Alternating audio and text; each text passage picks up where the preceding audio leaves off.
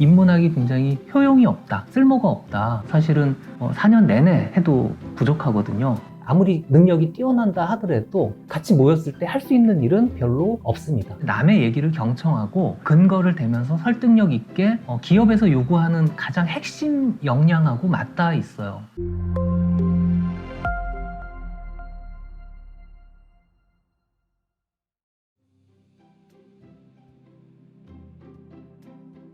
우리가 코로나19 때문에 원치는 않았지만 새로운 어떤 그 대학 교육 방식을 실험했던 것 같아요. 그런 새로운 상황 속에서도 대학이 100%는 아니지만 유지가 됐단 말이에요. 이 캠퍼스가 없고 저기 강의실이 없더라도 대학 교육이 이루어질 수 있다면 엄청난 인프라죠. 사실은 이제 비용도 많이 들고 하는 그런 인프라 없이 이 대학이 이렇게 운용되는 게 가능하지 않을까, 그런 생각을 할 수 있었던 거죠. 우리가 영어로 오늘날 유니버시티라고 하는 게 사실은 그 라틴어 우니베르시타스라는 용어에서 왔는데요. 우리가 유니버시티 하면 유니버셜, 뭔가 보편 또는 유니버스, 그 우주, 이런 그 뭔가 거창한 걸 생각하기 쉬운데, 당시 그 우니베르시타스라는 용어는 선생과 학생의 모임, 동아리, 그런 뜻이었어요. 그래서 공간을 필요로 하지 않았습니다. 왜냐하면 모임을 개최할 수 있다면 한마디로 텐트 치고 그 강변에서 이렇게 가르치고 배울 수도 있고, 또 교회 건물을 잠깐 빌려가지고 그런 일을 하기도 할 수도 있고, 실제로 그러기도 했습니다. 근데 이제 그 기본에 충실하자면 온라인으로 전환된 어떤 대학 교육은 충분히 가능성이 있죠.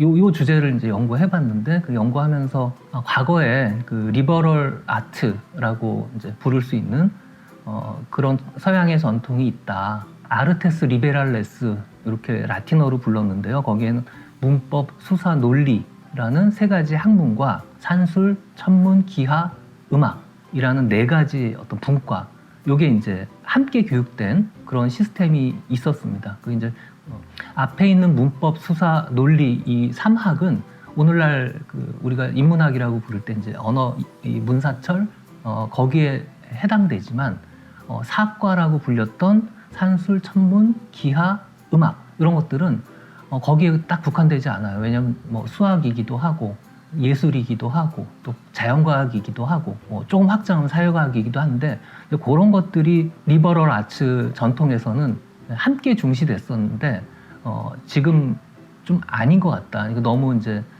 수학도 모르고 과학도 모르고 사회도 모르고 또 예술도 잘 모르는 이런 상황이 돼버린 것 같다 싶어서, 그게 아니라 이제 꼭 학문 체계로서 보다 그 전에 교육 체계로서 이 전체를 가르치는 게 지금 시점에 필요하겠구나, 그런 생각을 하게 됐습니다. 그래서 과거 그 전통을 조금 갱신해서 뉴 리버럴 아츠 이렇게 분류하면서 언어, 문사철, 사회과학, 그다음에 자연과학, 예술, 이런 것들을 대학 과정에서 충실하게 익히는 게 이제 그 다음 단계를 위해서도 더 좋지 않을까. 우리가 100년 인생이라고 하는데, 어차피 현재 20살 조금 넘어서 대학에서 배운 내용을 가지고 후에 80년을 버틸 수는 없잖아요. 그럼 이제 언젠가는 2번이고 3번이고 자기를 갱신하는 그런 작업을 해야 되는데, 그걸 위한 어떤 기초 소양 또는 역량, 이런 것들을 좀 키워주는 게 필요하지 않겠나. 그리고 이제 그게 새로운 이름의 인문학으로 자리 잡는 게 필요하지 않겠나, 그런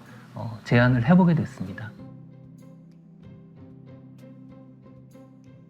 인문학이 굉장히 효용이 없다, 쓸모가 없다, 그런 인식이 강한 것 같아요. 근데 저는 이공계 교육에서 흔히 우리가 가르친다고 하는 어떤 기술과 노하우, 이런 것들을 인문학이 이미 가르치고 있다고 생각을 합니다. 그런 점에서 굉장히 실용적이다. 그리고 그 실용성은 현대 사회가 요구하는 이제 그 실용성이다라고 제가 주장을 합니다. 우선 인문학에서 가장 중요한 것 중에 하나가 언어 능력이에요. 한국어도 마찬가지지만 좀 더 깊은 수준의 어떤 이해가 필요하지만, 외국어를 익힌다는 건 다른 문화를 수용한다는 뜻입니다. 여러 언어들을 가질수록 우리가 접할 수 있는 정보와 데이터, 그리고 지혜, 이런 것들의 양이, 그리고 폭이 늘어나는 거죠. 그리고 읽기 기술을 우리가 흔히 이제 독해력, 요즘 문해력, 이런 걸 얘기하는데, 이 데이터를 습득하면서 자기화해서 확장하는 능력, 그걸 길러줍니다. 그리고 또 하나 토론 능력. 토론이라는 건 뭐랄까요? 토론과 이제 소통이라고 얘기할 수 있는데, 남의 얘기를 경청하고 자기 주장을 근거를 대면서 설득력 있게 펼치는 이런 종류의 훈련을 이제 하게 됩니다. 근데 사실은 이런 능력들이 기업에서 요구하는 가장 핵심 역량하고 맞닿아 있어요. 뭐 개인이 혼자 작업하는 경우가 기업에서 없기 때문에 이제 동료들 또는 이 선후배 사이의 어떤 소통과 역할 분담, 이런 거 굉장히 중요하거든요. 기본기가 되는 언어 능력을 키우고, 어떤 언어 데이터뿐 아니라 수리 데이터, 그다음 통계 데이터, 이런 자연과학적인 데이터까지 읽어낼 수 있는 다양한 수준의 어떤 이해 능력, 그다음에 토론하고 소통하는 그런 능력들을 길러주는 거라면 사실은 4년 내내 해도 부족하거든요. 그래서 대학 학부과정 전체가 개인적으로는 인문학적인, 근데 이제 새로운 인문학이죠. 그런 교육과정으로 바뀌고, 그 다음에 이제 심화과정은 더 전공을 원하는 사람들은 대학원에서 이제 공부할 수 있게끔, 그리고 이공계 학생들도 다 그런 기초 훈련을 4년 동안 다 하라고 요구할 수는 없겠지만, 그래도 일정하게 시간을 할애해서 그런 훈련을 할 수 있게끔 되면 좋겠다. 그리고 인문대학은 그런 걸 이렇게 보조해주는 뭐 그런 역할을 함께 하면 좋겠다. 아무리 개인 능력이 뛰어난다 하더라도 같이 모였을 때 할 수 있는 일은 실제로 별로 없습니다. 20살 언저리에 그런 기본 언어를 배우고, 기본 언어라는 건 이제 자연과학의 언어, 수학, 문사철의 언어이기도 하죠. 그 기본 언어를 배우고 토론하고 소통하는 과정에서 한 몇 년을 지내다 보면 나중에 뿔뿔이 흩어져서 자기 전공, 그러니까 가령 뭐 이공계, 공학의 어떤 특정 분야를 깊이 판다든지 했다가 어떤 필요한 주제가 있을 때 다시 모인다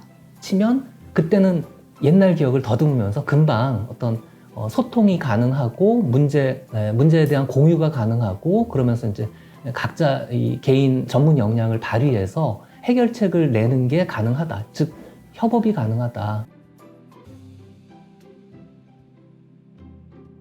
저는 분열이라고 생각해요. 이 분열은 이제 한국 국내 정치에서 보이기도 했지만 전 세계적으로 관찰되는 현상인 것 같아요. 근데 왜 그럴까 요즘 많이 연구 중인데, 지금 서양이 이렇게 제시한 그 가치들, 우리가 이제 무엇을 추구하고 어떤 것을 좋은 걸로 여겨야 되고, 우리 인류가 어디로 향해야 되는가, 그런 이 가치들이 상당히 의문시되는 그 현실, 이게 이제 문제인 것 같습니다. 말하자면 어떻게 사는 게 좋은 건지 모르겠다.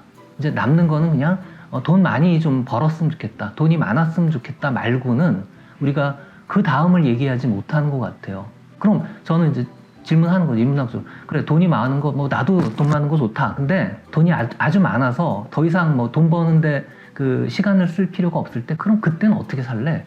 라고 이제 묻고 싶은 거예요. 뭐 하면서 살 거야? 뭐가 너에게 즐거운 거야? 이런 질문들이 지금 나와야 되는 시점인 것 같습니다.